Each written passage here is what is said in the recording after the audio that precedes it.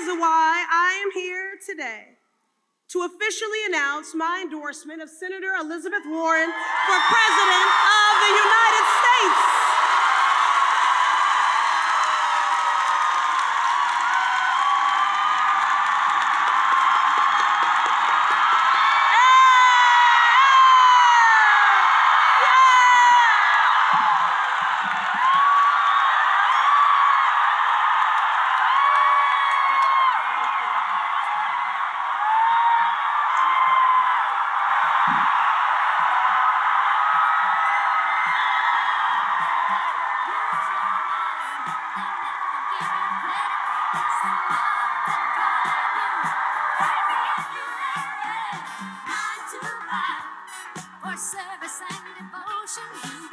Hello, Raleigh! So, let me start, if I can, with a very personal note, and that is to say, thank you all for a moment of silence for Denzel Cummings. The thing I've learned about campaigns is you get in a campaign and you bring your family, and you get in a campaign and you form a family. It's a family formed of people who have shared values, who have shared commitments, and who in a very short time share love. And so thank you for being here to support our family and Denzel's family. We mourn his loss, but we celebrate his life, and we celebrate that he spent it in a commitment to make this a better country. Thank you.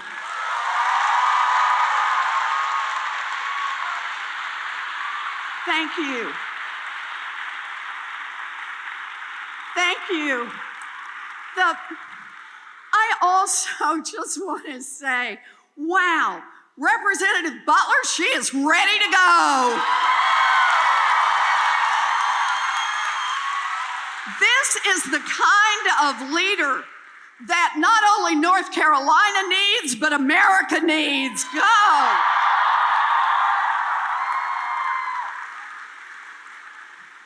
And Congresswoman Ayanna Pressley. She is truly amazing. I've known Ayanna for over a decade, and I've known her in the way that you know someone when you're in a fight together. We have fought the for-profit colleges. We have fought the injustices of our immigration system. We have fought side by side for people who don't have a voice in this political system. That's why we're here.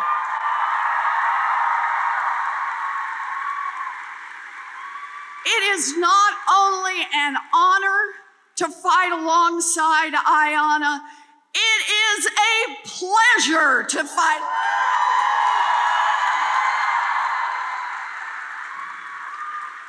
So, fabulous. I am so glad to be here with all of you tonight. I'm going to say it one more time. Hello, Raleigh.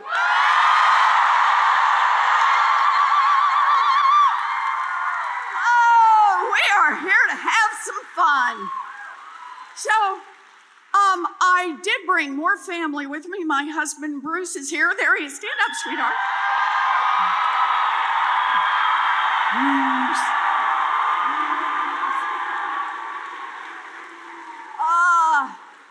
Also a man who knows how to fight. You will notice the cast on his left hand.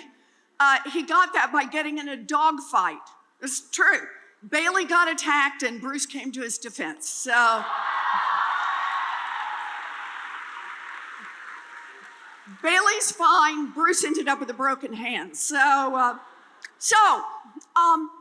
thought tonight what I'd do is I'll tell you a little bit about myself. Tell you a little bit about why I'm in this race. We are going to do some Q&A, and then if anybody wants to, I'll stay as long as you want. We'll do selfies. That's the fun part.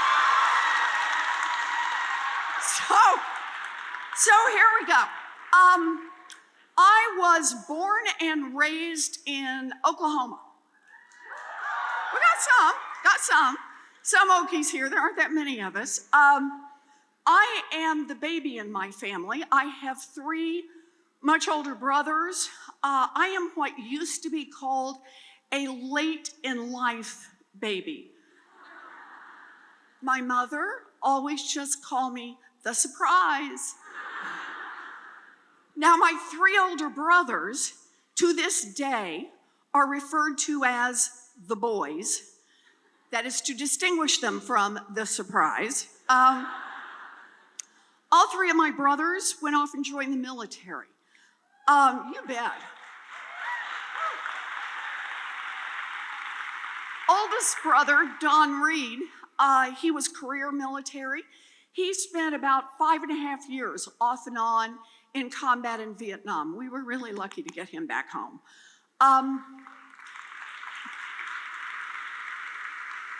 My brother John, he was stationed overseas for a little over a year.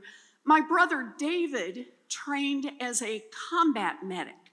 Now, that has given rise to a rule in our family: never choke in front of David. To this day, that man is convinced he could perform an emergency tracheotomy. Stay away from him.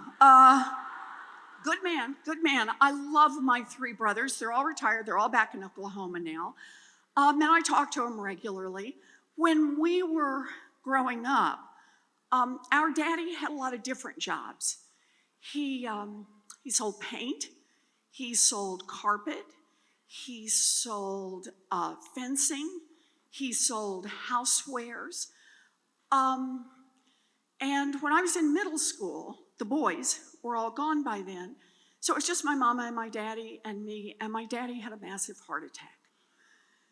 And we thought we were gonna lose him. So I remember what it was like. Folks from church came, the covered dishes. Daddy pulled through, but he couldn't work for a long time. So I still remember the day we lost our family station wagon.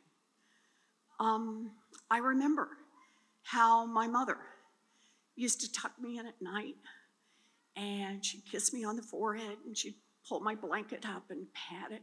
She always gave me this big smile, and then left the room, and I always knew what was coming next. I'd hear her on the other side. She'd close the door, and she'd start to cry. Never wanted to cry in front of me.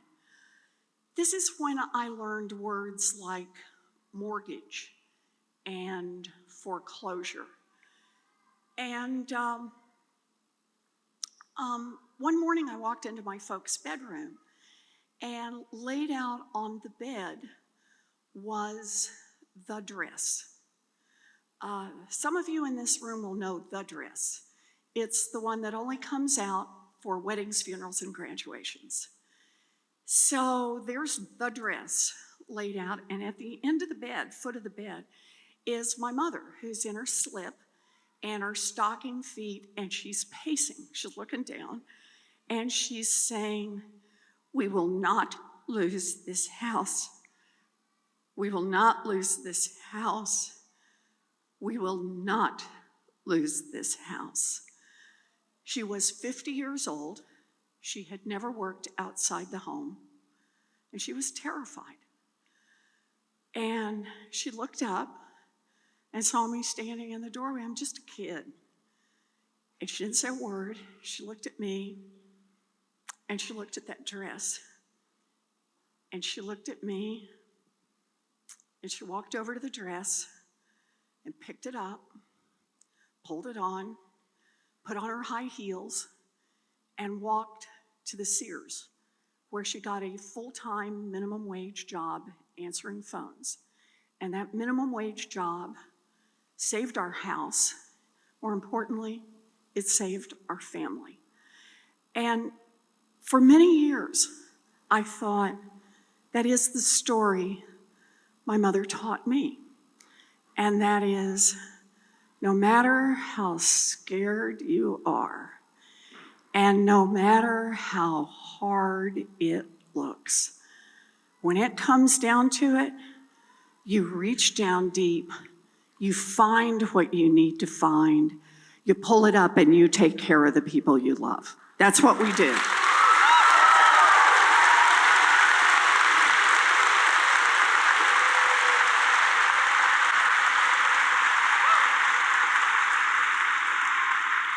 And it was only years later that I came to understand that wasn't just what my mother taught me. It's what millions of people do all across this country every day. No matter how scared they are, no matter how hard it looks, they reach down deep, they find what they have to find, they pull it up, they take care of themselves, and they take care of the people they love. But it was years after that I came to understand that same story, a story about my mother, is also a story about government. Because when I was a girl, a full-time minimum wage job in America would support a family of 3. It would pay a mortgage, it would cover utilities, and it would put food on the table. Today, a full-time minimum wage job in America will not keep a mama and a baby out of poverty. That is wrong, and that is why I am in this fight.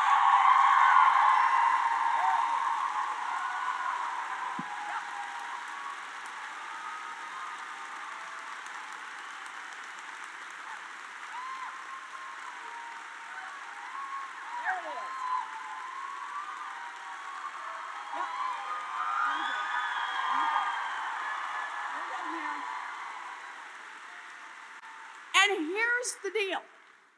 That full-time minimum wage job to support a family, the reason for that difference is the difference in who government works for. When I was a kid, the question asked in Washington about the minimum wage is, what does it take a family of 3 to survive? What does it take a family of 3 to get a toehold in America's middle class? What does it take a family of 3 to have something really solid that they can build on? Today, the question asked in Washington is, where do we set the minimum wage to maximize the profits of giant multinational corporations? Well, I don't want a government that works for giant multinational corporations. I want one that works for our families.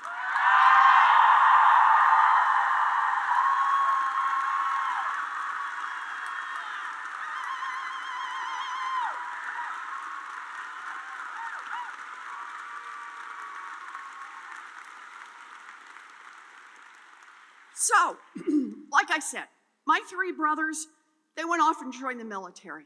It's a path to America's middle class. It was a chance for service, and that was their path. Me, I always had a different dream. I always knew what I wanted to be. I have known since 2nd grade what I wanted to be. Oh, no. You laugh. You didn't decide until what, like 4th grade?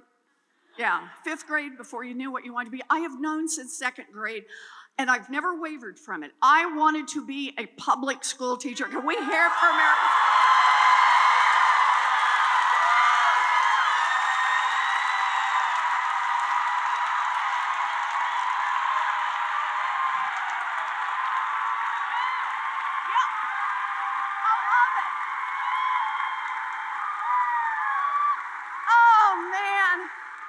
I so wanted to do this, and I want you to know, I invested early. I used to line my dollies up and teach school. I had a reputation, actually, for being tough but fair.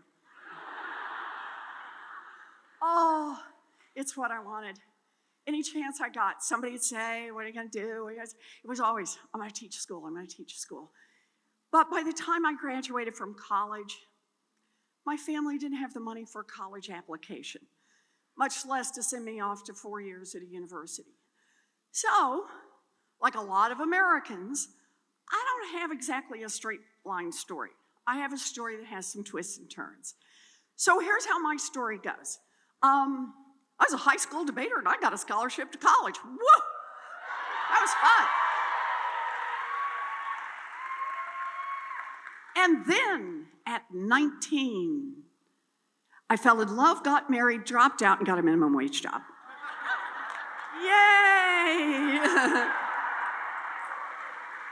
Look, and by the way, not to that guy. The story has more twists and turns. Stay tuned, season 2. So it was what I picked. Going to be a good life. It was, and it is a good life. But it wasn't the dream. It wasn't, I wasn't going to get the chance to teach. And we're living down in Texas, South Texas, and then I found it.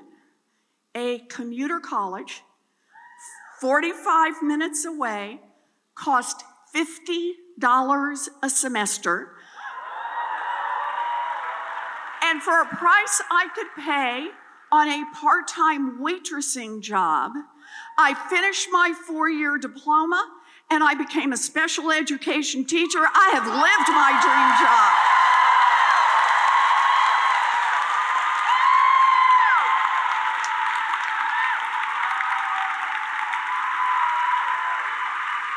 Yep. So, we have any public school teachers in here? Oh, we got a bunch. So I'm going to need you to back me up on this. It's not a job, it's calling. It is. I love this work. I had 4 to 6-year-old kids in special ed. To this day, I think I can remember all their names. I sure remember all their faces. I remember things we worked on. I love that work. I truly loved it. And I probably would still be doing it today, but my story has some more twists and turns. By the end of the first year, I was visibly pregnant. And the principal did what principals did in those days. Wished me luck and hired someone else for the job. So there I am. I am at home. I got a baby. I can't get a job. I got to do something. What am I going to do? And the answer is, I'll go to law school. By this time, we are living in New Jersey, and there we go, and found a state school, Rutgers, go Scarlet Knights. State school, $450 a semester, and baby on hip, did 3 years in law school, graduated visibly pregnant. You will discover a pattern to these stories. And took the bar and practiced law for 45 minutes. Yeah, and then went back to my first love, teaching. I traded little folks for big folks and have spent most of my grown-up life teaching in law school. So there it is.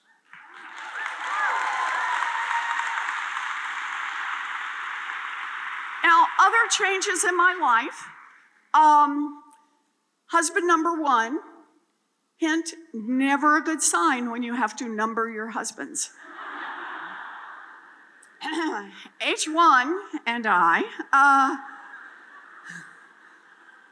went our separate ways, and that's when I found the guy who took on 2 kids, a red station wagon, Aunt Bee, and a Pekingese named Buddy, my sweetheart Bruce.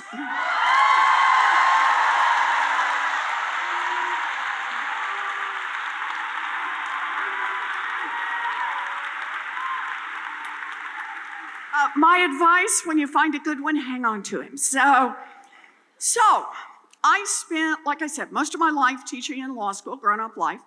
And here's the thing. I don't know about most people, but for me, the fact maybe that I grew up kind of in a family hanging on to their place in the middle class by our fingernails meant I taught money. Every course that was really about money, I learned it and then I taught it. So I taught contract law and commercial law, secure transactions, payment systems, debtor creditor law, bankruptcy law, just yell when one appeals to you. Law and economics, all of it. But there was always one central question that I worked on, and that is, what's happening to families in America, working families? Why is America's middle class being hollowed out?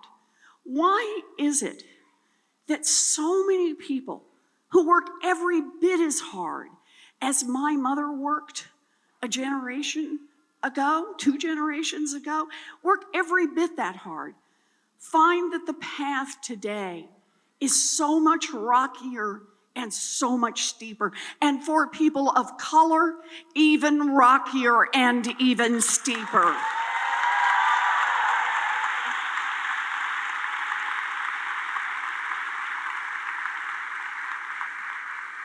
And the answer is just like the answer around minimum wage.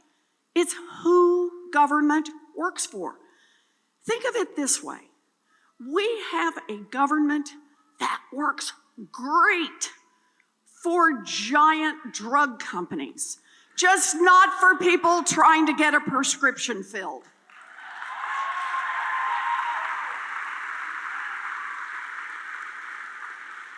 We have a government that works great for anybody who wants to make money investing in private prisons or private detention centers down at the border, just not for the people whose lives are torn apart by those places.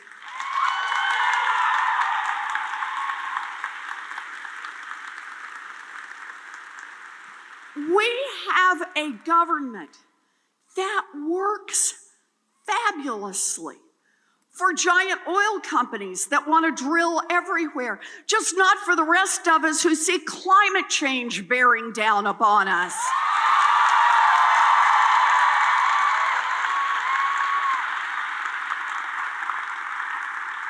The thing, when you see a government that works great for those with money and not so great for everyone else, that is corruption, pure and simple, and you need to call it out for what it is. It's corruption.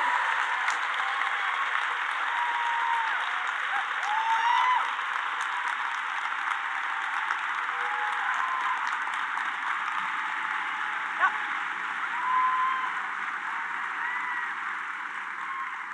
Corruption. And think about it this way. Whatever issue brought you here today, whether it's climate, whether it's student loans, whether it's gun safety,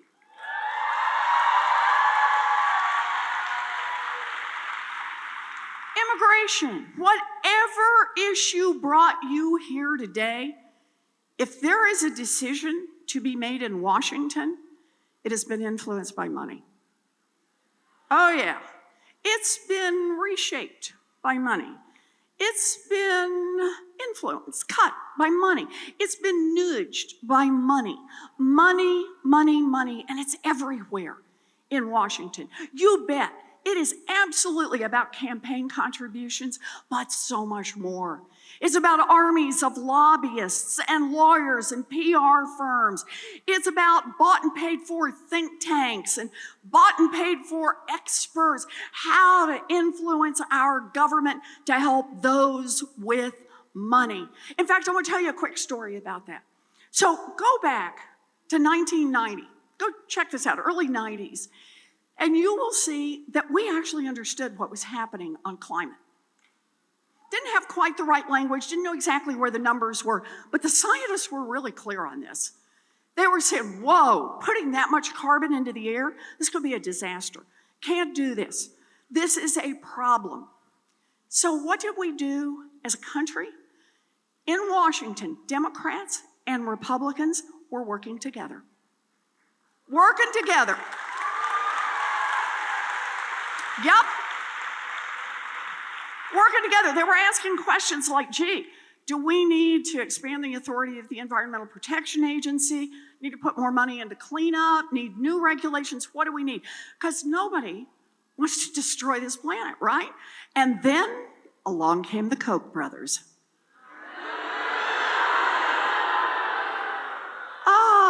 I see you've heard of the Koch brothers. The Koch brothers, big oil, giant polluters, and they got together and in effect said, wow, if Congress gets serious about this climate thing, that's going to cut into our bottom line. Our profits are going to shrink. So they've got an investment decision to make. The science is just, it's there. And boy, it's getting louder. Congress is starting to get organized. So they've got an investment decision to make. Now they could say, you know what? Fossil fuels, we're done. We're moving out of that. We're going to clean. They don't do that. They could say, we're going to put all of our R&D money into how you get carbon out of the air, how do you get it out of the water. They don't do that. No, they make an investment. They make a real investment that they think will pay off.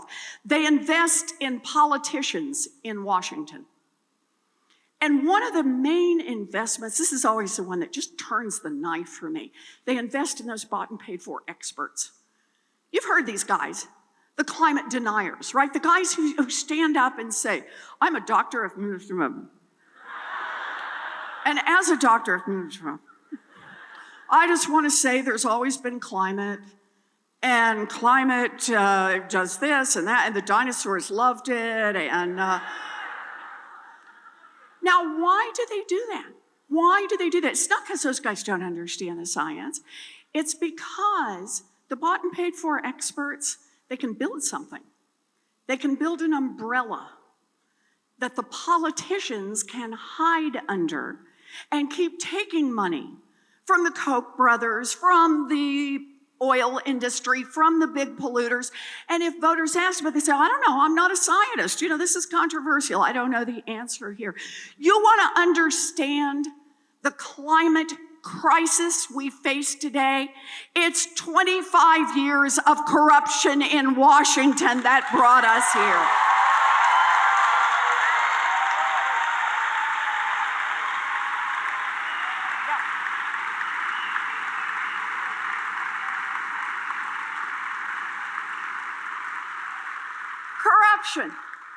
And if we don't like it, let's understand. Not going to fix this with one statute over here and, you know, a couple of regulations over there, a little twist over here, a little nibble around the edges over there. No, it's going to take big structural change.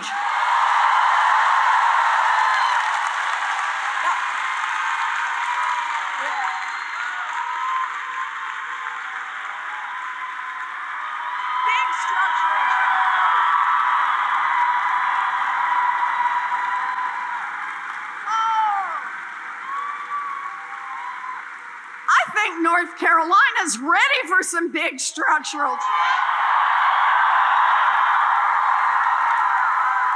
Yeah. Okay. So how are we going to do that? And the answer is, number one, we're going to take on the corruption head on. I'm tired of playing defense. It is time to go on offense. So here's the deal. Here's the good news. I have the biggest anti-corruption plan since Watergate. There it is, biggest.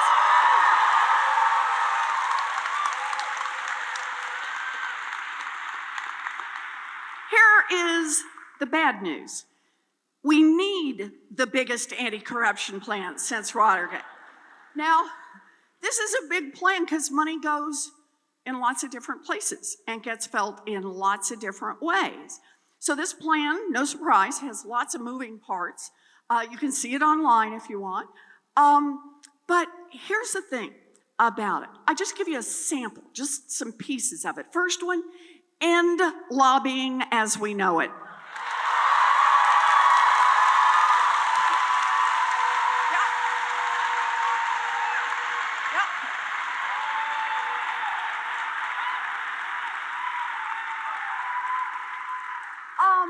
Block the revolving door between Wall Street and Washington. Enough.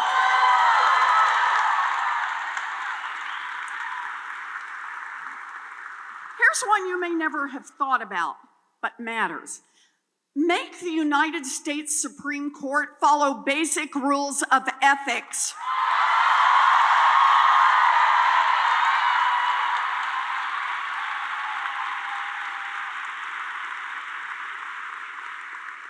Okay, I could do these all night long. I really could. Tell you what, I'm gonna do one more. And that is, you really wanna hose out some of the corruption in Washington? Make every single person, every one of them, who wants to run for federal office, put their tax returns online.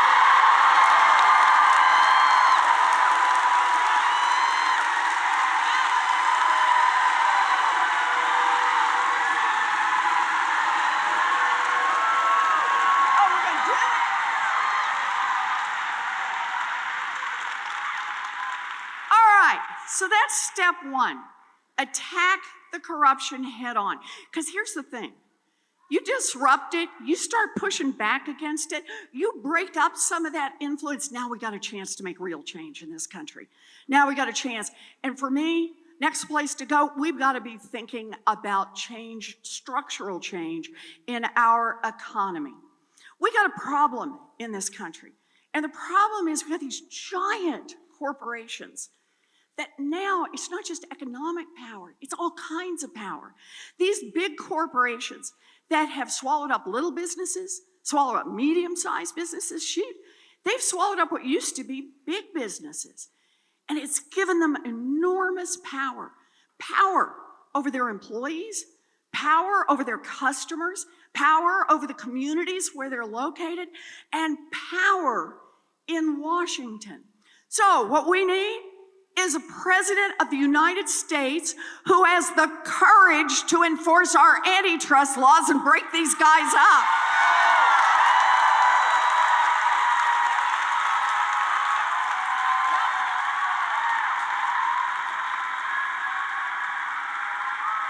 Big tech, big ag, big banks, we're coming. Okay, so that's part of it. We need to break them up. We need more competition in this country, but here's the second part. It can't just be the government and the corporations. We gotta have more power in the hands of workers. That means make it easier to join a union and give unions more power when they negotiate.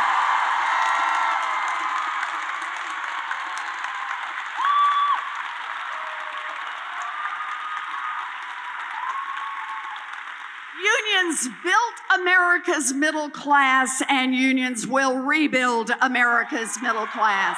We're counting on them. All right, there's another way we can make some structural change in this economy. It is time for a wealth tax in America.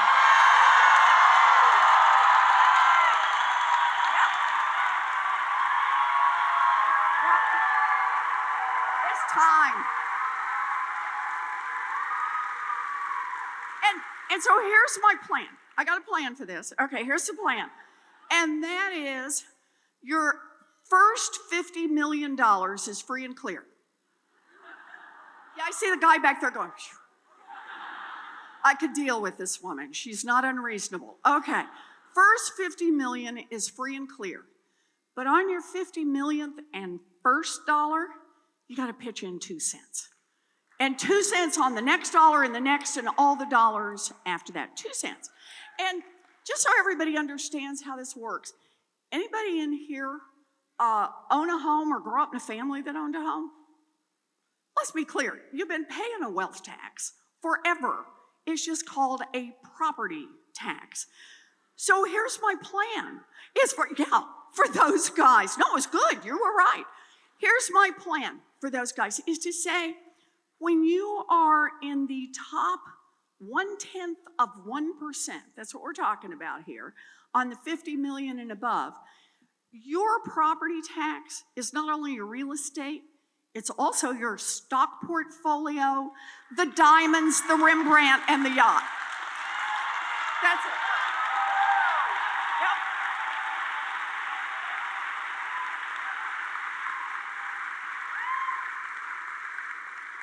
Now, in the past few days, I I've heard that there are some billionaires who don't support this plan. Oh. And really, like they think I'm cranky is why I'm trying to do it. Or that I just don't like them. And I don't want to hurt anybody's feelings. Yeah, so here's the deal. Look, because I really mean this. You built a great fortune in this country. Good for you. Good for you. You had a great idea. You followed it through. You built it into something. You bet. Good for you. But here's the deal. You built that great fortune here in America, I guarantee. You built it, at least in part, using workers all of us help pay to educate.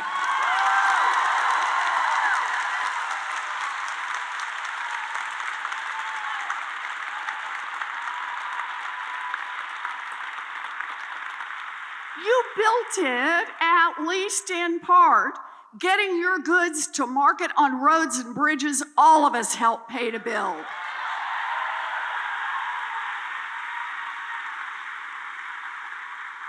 You built it, at least in part, protected by police and firefighters all of us help pay the salaries for.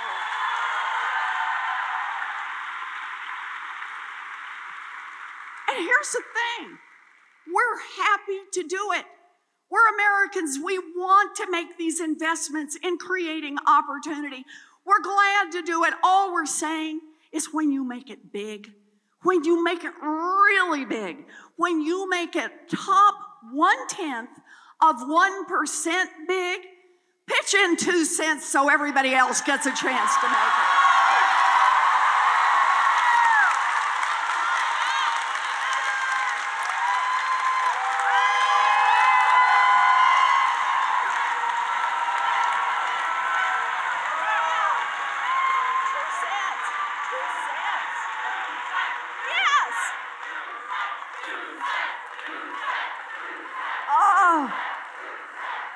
You guys are after my heart here. Because here's the thing. What can we do with 2 cents? This is the pretty amazing part. 2 cents from the top 1/10 of 1%. And we can provide universal child care for every baby in this country age 0 to 5.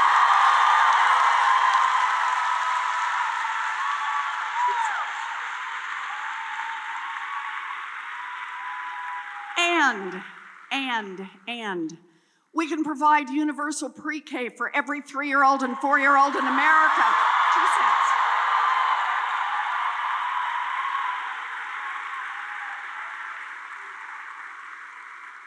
And we can stop exploiting the largely women, largely Black and brown women by raising the wages of every child care worker and preschool teacher in America.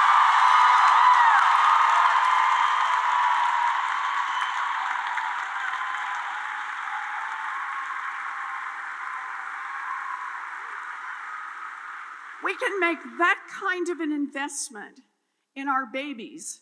Plus, we can put $800 billion new dollars into our public schools, K through 12.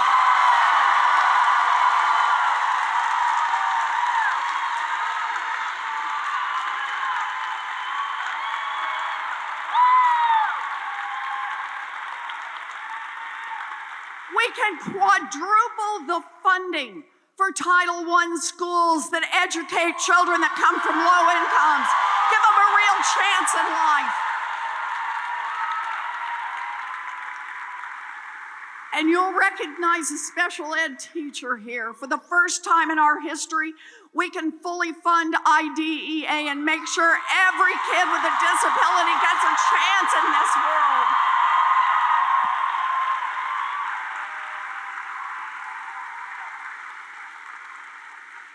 We can make a real commitment to public education, and there's more.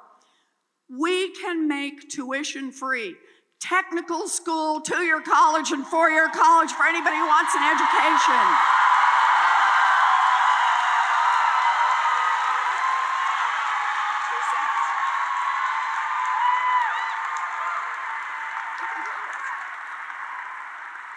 $2 cents. We can do all of that, plus we can help level the playing field. We can put $50 billion into our historically black colleges and universities.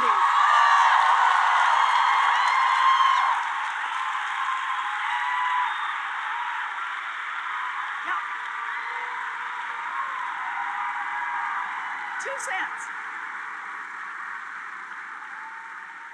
All of that on the same 2 cents, plus we can cancel student loan debt for 95%.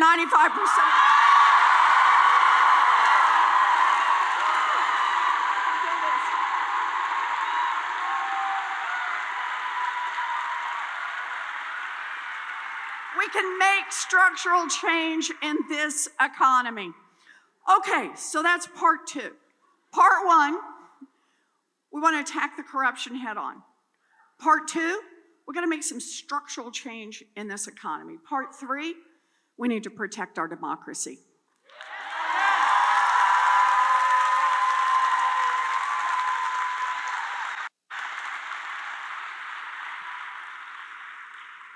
We need a constitutional amendment to protect the right of every American citizen to vote and to get that vote counted.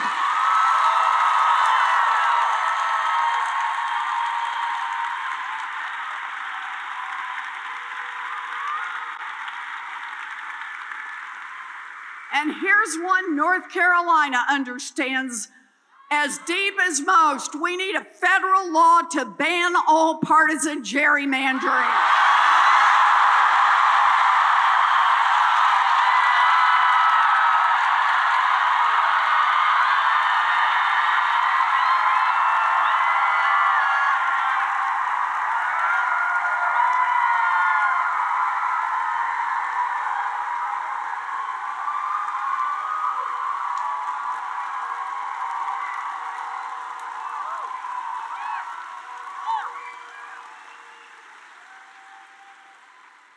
We need to roll back every racist voter suppression law in this country.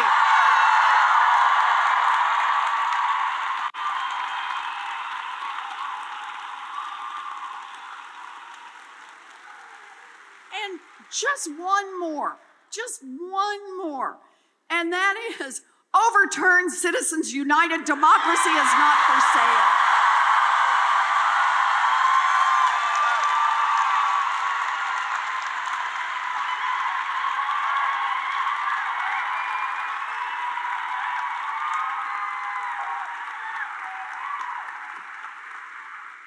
So I just want 3 things. Attack the corruption head on, make some structural change in this economy, and protect our democracy. That's it. Because here's the thing, we do those and we can make it all work. We can get all the pieces we need to get. We can make this democracy work. And here's what it is for me. This is how I see this. Those are not 3 unrelated things. What they're really about is who gets opportunity in this country. Are we going to be an America that opportunity is just reserved for those born into privilege? Or an America where every single child has an opportunity for a first-rate education? An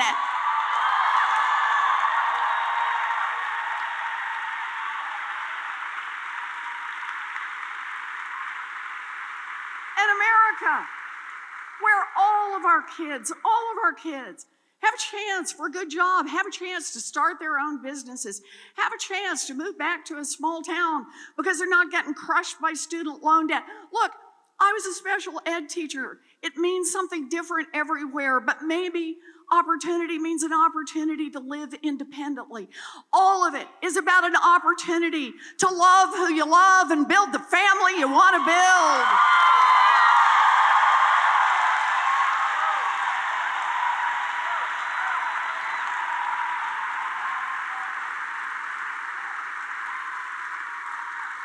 Because here's the thing, not in a million years did I think I'd be standing on a stage like this, but my daddy, he ended up as a janitor. His baby daughter got the opportunity to be a public school teacher, the opportunity to be a college professor, the opportunity to be a United States Senator and the opportunity to be a candidate for President of the United States of America. Dream big, fight hard, let's win!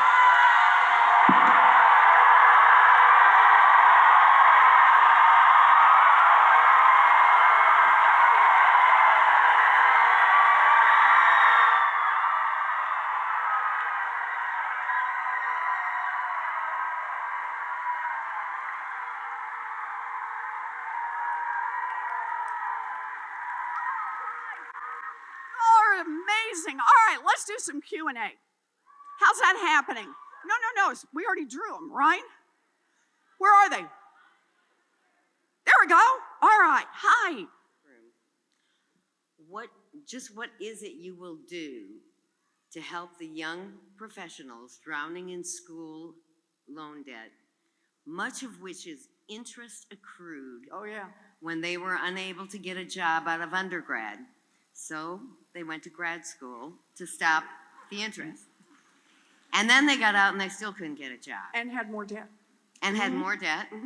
So now, of course, they might be able to get a non-contract full-time job, but that didn't provide any benefits, right? Yep. Now they get a raise, but they don't see that raise because their loan payments increase. Right. This is happening in my family. I know it's happening in others. Right. How are you going to fix it?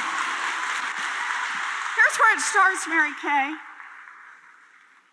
We get a 2-cent wealth tax, and we cancel student loan debt for 43 million Americans.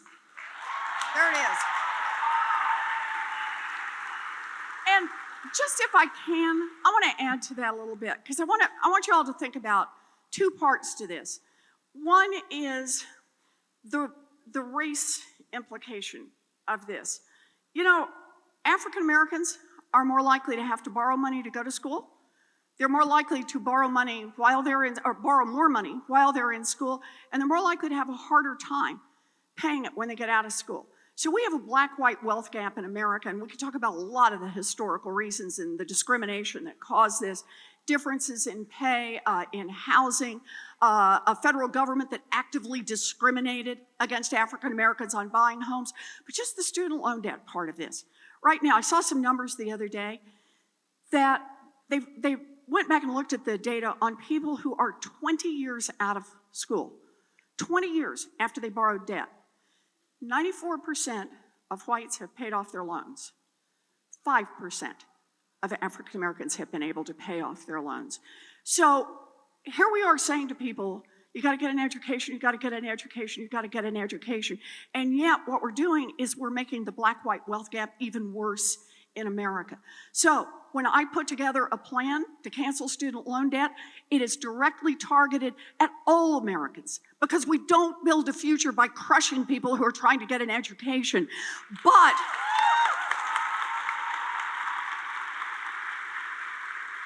to make sure this plan is not one of those plans that just on the face of it looks like it applies to everybody. No, it's a plan that really will begin to close the black-white wealth gap in America.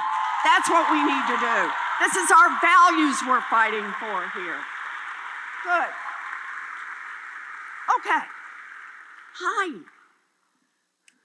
Hello, Senator Warren. Hello. Thank you for coming to my home state. Oh, good. Tell me your name. Okay, my name is Toby Kalajai. It's nice to see you. It's nice to meet you too. So I'm a May 2019 graduate from the University of North Carolina at Charlotte. Go Niners. Woo!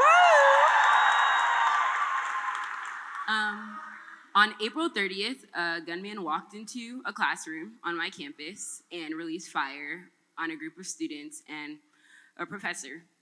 After that, a lot of students from my university charged our local legislators with responding with policy. Yep. When elected president, I like that. Yeah. When elected president,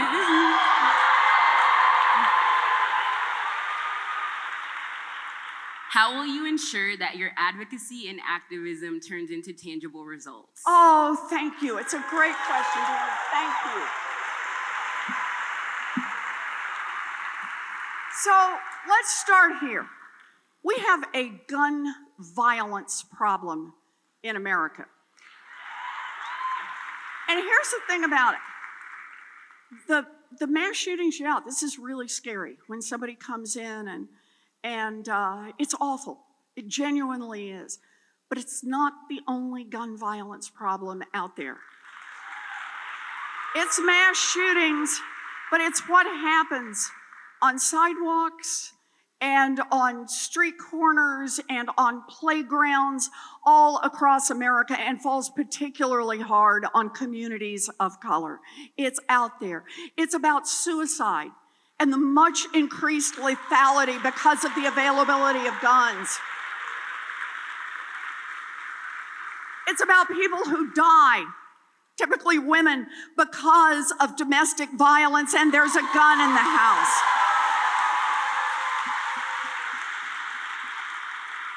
So we have a gun violence problem, and that means we cannot think of this as one and done. We'll just deal with one part of this, assault weapons. We'll deal with gun registration. Right? You can't do one. It's gonna take, we pass, we learn, we study, and we do more, and we do more. Think of it this way. Years ago, we figured out we had a problem with safety on the highways. People dying. And when you read like the articles about it, they talk about carnage in America, about families being wiped out. There were 5 deaths for every 1,000,000 miles traveled on our highways, and we just thought, that's too high, too high. So what we committed to was reducing death by auto. And some of it was pretty obvious. Seatbelts. Safety glass, so you don't get cut up when you go through the glass if you do. Some of it hadn't even been invented when we started, like airbags and automatic braking systems. But we kept going back, collecting the data, going back. So here's my commitment. As President of the United States, I want to lead us to reduce gun violence by 80% in this country over the next decade. That's where we need to be.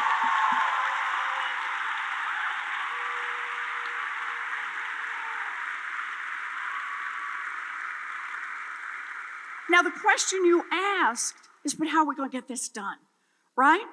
So understand this. This is why I attack corruption head on. We live in an America where more than 90% of Americans, that includes Democrats and Republicans, it includes gun owners and not gun owners, it includes members of the NRA, they want to see some basic, sensible gun legislation in this country.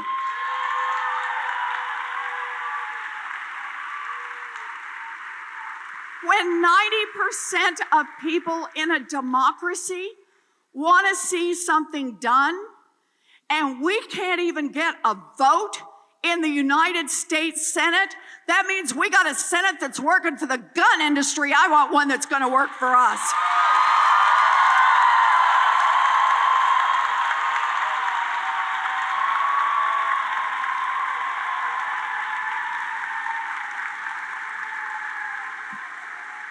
So part one, you better believe I'm coming in on the first day to talk, to fight for, to get anti-corruption legislation through. I'm going to be in the middle of that fight, and you're going to help me in that fight. And here's part two. It's not just the corruption to undercut the influence of the NRA. It's time to get rid of the filibuster.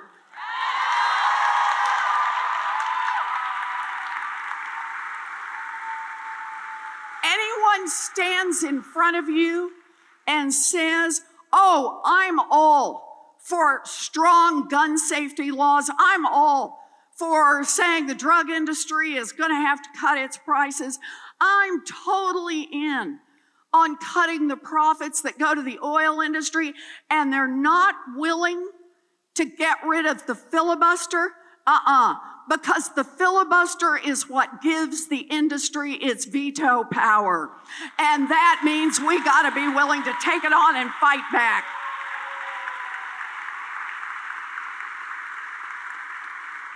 So here's how I think this works. This is how I think you make change in a democracy. This is what we're gonna do. come January of 2021. We build this movement now, this grassroots movement, this movement that is about taking back our government. We do that now. We win the primary, we win the election in 2020, and come January 2021, I'll work it from the White House, you work it from the grassroots, and we're going to hold this government accountable. Yep. We're going to do it. Thank you. Yep. Okay. Hello. It's on. My name is Michael Tiger. Hello, Michael. How are you? I haven't seen you for a long time. That's true, since we shared an office suite at the University of Texas. That's right. It's good to see you again. That's right. Hubba hubba. Senator, I want to ask a foreign policy question. Okay. That's bound to come up once you do get the nomination I like that. and face that guy. And that is the Israeli-Palestinian conflict and the attendant issues of human rights that we all recognize or go along with that. Yep. Do you have some words for us? I do have some words. Thank you, Michael, and it's good to see you.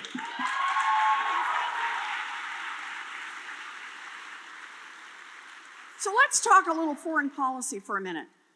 And this particular conflict, but it should be true everywhere in foreign policy.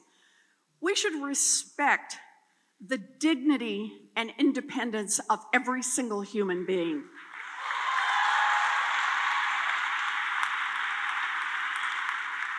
And that means when we're talking about Israel and we are talking about the Palestinian people, we are talking about the right to self-governance.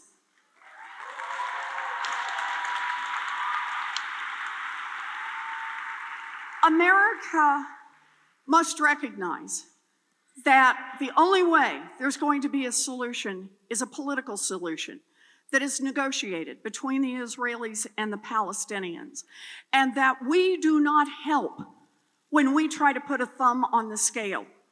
Our job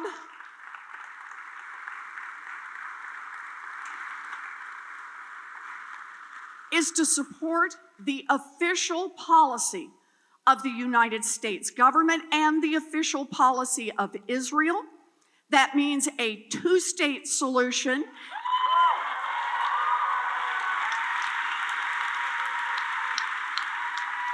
It does not mean the annexation of land that does not belong.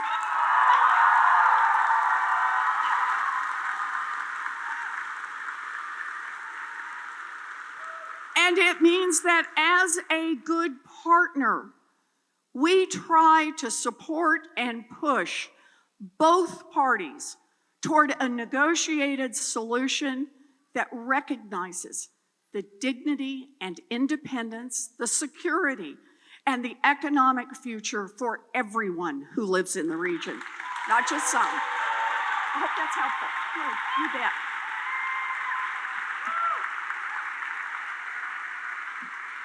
So you all are great, and I would stay and do a zillion questions because that's fun, but we got to get to selfies.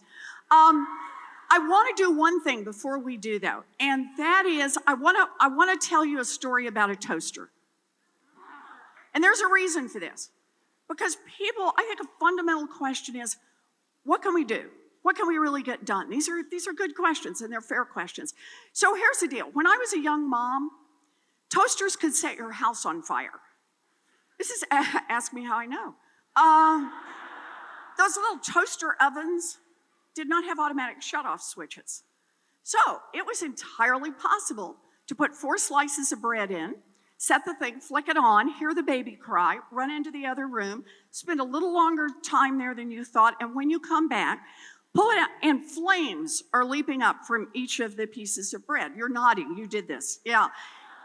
And if you're not lucky, it catches your curtains on fire, your kitchen cabinets, and you know where the rest of this goes. So along came a federal agency, Consumer Product Safety Commission, and they said, enough, enough.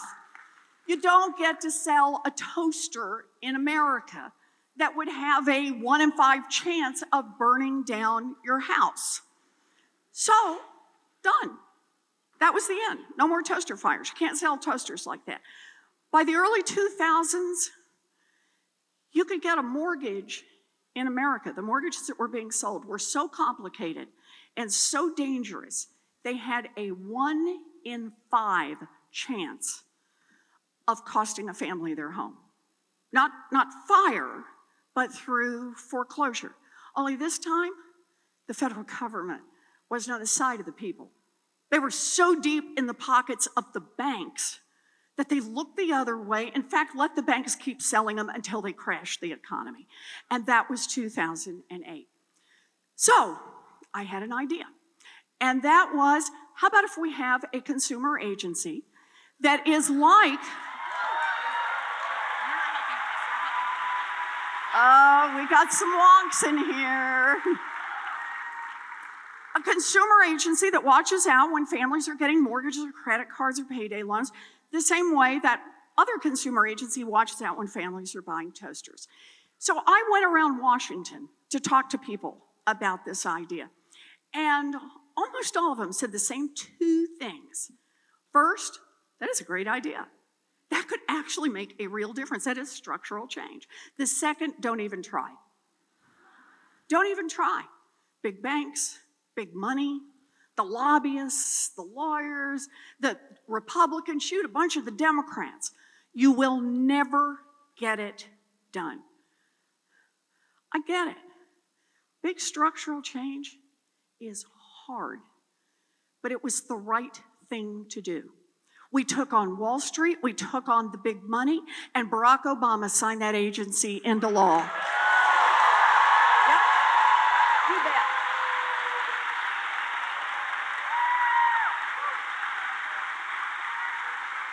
Yep. And here's the thing. Before you go home and say, what was I doing there? It's like applauding for a government agency. Just keep in mind that little agency, the CFPB, has now forced the biggest banks to return more than $13 billion directly to people they cheated. We know how to make government work for the people. So what did I learn from that fight? I learned that we need big ideas. I learned that even if the big banks say no, even if big tech says no, even if the big donors say no, we need big ideas to match the big problems we've got in this country.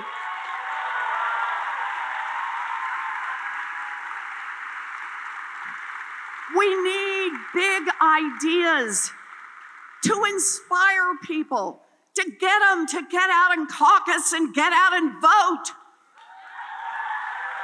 We need big ideas to be the lifeblood of our party so that everyone around the world knows who and what Democrats will fight for.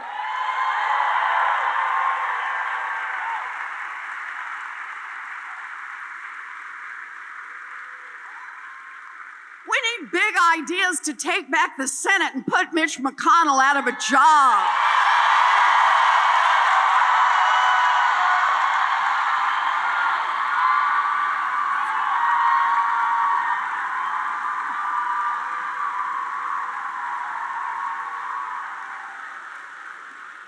Look, I get it. It's easy to give up on big ideas. It's easy to make yourself sound smart and sophisticated. No, we can't do that. It's easy, but here's the thing. When we give up on big ideas, we give up on the people whose lives would be changed by those big ideas. And those people, they're already in a fight. People who are struggling to pay their medical bills are already in a fight. People who are getting crushed by student loan debt are already in a fight. People who are getting stopped by the police or denied the right to vote because of the color of their skin are already in a fight.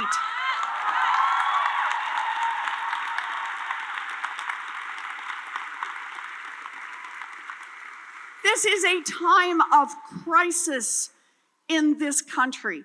And Washington insiders, media pundits, shoot, even people in our own party don't want to admit it. They think that somehow running a vague campaign to nibble around the edges is safe. If all Democrats can offer is business as usual after Donald Trump, Democrats will lose. We win when we offer solutions that meet the problems of our time.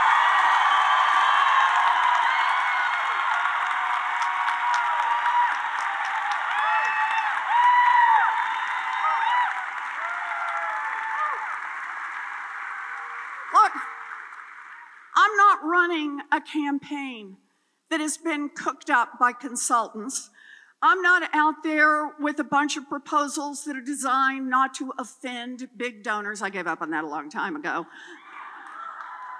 I'm running a campaign that's based on a lifetime of fighting for working families. I'm running a campaign from the heart.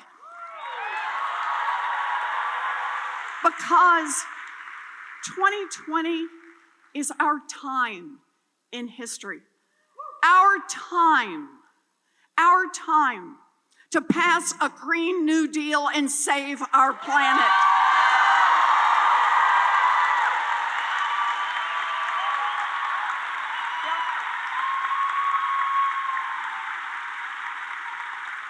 Our time to pass Medicare for all and save our people.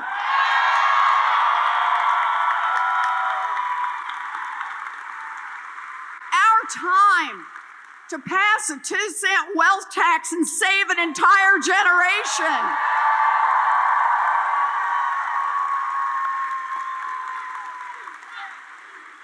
Our time, 2020 is our time to dream big, fight hard, and win.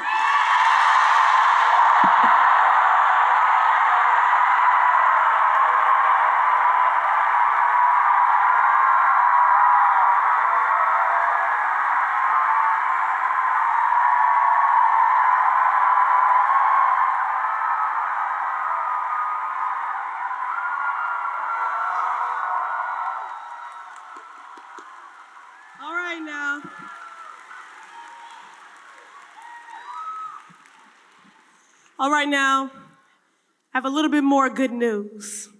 And I know I'm standing between you and this selfie line, so I'm not gonna keep you long.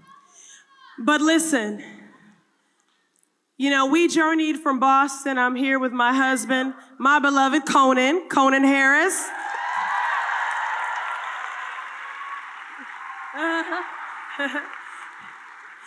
We made this endorsement a family affair because this one is personal. And you've been here a while, and you might say you're already the converted. And so why are we preaching to the converted or singing to the choir, preaching to the choir? Well, the reason why I'm preaching to the choir is because I need this choir to sing. I need you to sing about this fighter who knows not only how to fight, but how to win. I need you to sing about this visionary. Now listen, I've known her for almost a decade, and I have seen her in small rooms and on big stages like this one, and she is more than an amazing and brilliant professor. She is an intentional student of the people. She is impacted by the stories of aspiration and heartbreak that she hears. She carries them with her, and she responds. She carries our stories to the courtroom, to the halls of Congress. In pursuit of justice, she acts with bold legislation and brave leadership. Now, sure, everybody knows about her plans, but the reason her plans are so deep and so structural is because she knows that the people closest to the pain often have the answers to what is ailing their community. So, whether it's her commitment to take on the epidemic of Black maternal mortality,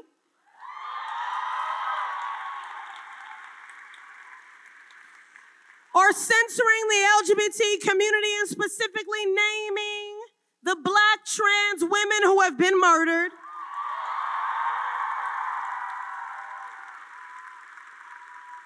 or following the lead of activist on the best way to reform our criminal legal system, Senator Warren takes the lessons she learns from listening to community and applies them to every single fight she takes on.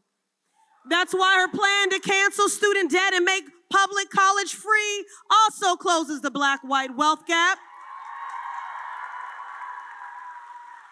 It's why her housing plan addresses the despicable legacy of redlining. It's why her plan to protect immigrant communities challenges ICE head on.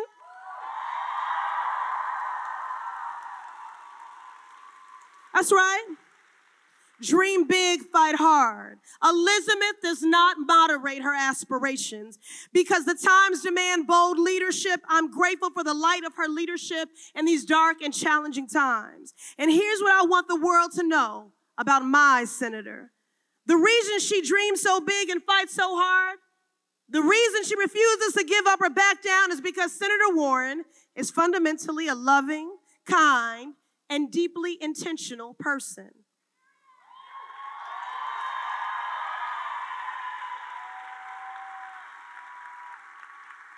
Sometimes the two of us get together and folks say they're so angry. Well, how about there's nothing wrong with righteous rage?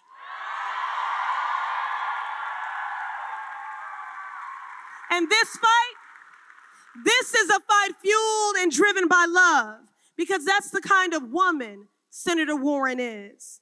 And at a time when the Trump administration is coming at us like a locomotive, to roll back the rights, protections, and freedoms we have fought for, we need a champion in the White House who listens, who learns, who listens, who learns, and who fights like hell for the one she loves. All right, we're almost there, y'all, but gotta make sure when you leave here that this choir is singing. At a time when low-income folks are rationing their insulin because their coverage doesn't cut it, we need Elizabeth Warren in the White House to make Medicare for all the law of the land. The law of the land. At a time when bullets are tearing through the flesh of our neighbors and ripping apart communities because Republicans are too scared, too weak to break from the NRA, we need Elizabeth Warren in the White House to fight for real gun reform.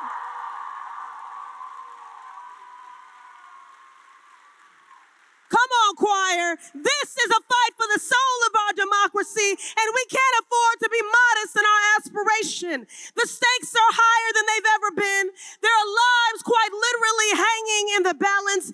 These are unprecedented times, and they demand unprecedented leadership and unprecedented organizing, unprecedented mobilizing. We need change, and we need it now. Big structural change can't wait.